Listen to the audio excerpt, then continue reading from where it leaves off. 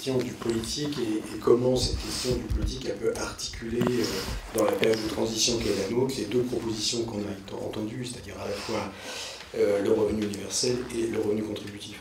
Ce que je retiens du revenu universel, évidemment, c'est qu'il peut être haussier ou baissier. Évidemment, il y a une lutte de définition qui est très claire.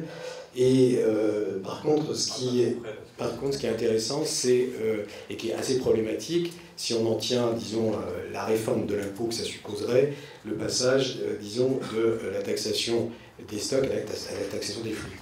C'est-à-dire que là, on est vraiment devant, comment dire, une bifurcation essentielle. La question du revenu contributif, comment peut-elle s'articuler avec cette vision à plus long terme qui, pour moi, en fait, serait celle d'une révision de l'impôt. Ça suppose évidemment qu'on ait une théorie de l'imposition, qu'on puisse imposer, en fait, et justifier une théorie de l'imposition qui serait celle qui irait dans ton sens, Yann. Ce qui veut dire qu'on n'est pas dans des temps politiques qui sont exactement les mêmes dans les deux propositions, revenu contributif et revenu, comment dire, d'existence. D'ailleurs, toi-même, tu l'as dit, le revenu contributif nous met sur la route, sur le chemin. Donc, en fait, quelque part, en fait, il y a une continuité entre ces deux moments-là, et c'est de cette continuité-là que je voudrais dire deux, trois choses. D'abord, il y a urgence. C'est-à-dire qu'on est en chemin, mais il y a une grande urgence, et dans la grande urgence, c'est le besoin d'une politique qui soit à la hauteur, évidemment, de l'effondrement de la gauche.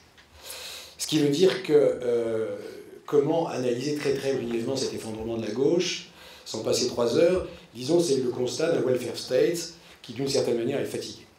Il faudra, d'une certaine façon, un creative welfare, c'est-à-dire, en fait, une notion de création néganthropique, forcément, sur l'état d'un welfare, d'un bien-être. Et il me semble que là, c'est tout à fait intéressant, et ça pose 3 questions, c'est-à-dire d'arrêter d'être néo-keynésien, post-keynésien, et d'être, en fait, probablement ni schumpeterien d'ailleurs, parce qu'il s'agira, comme je verrai tout à l'heure, de développer une nouvelle théorie d'innovation dans la perspective de ce creative welfare. Donc l'idée, c'est bien la création de quoi? La création de valeur.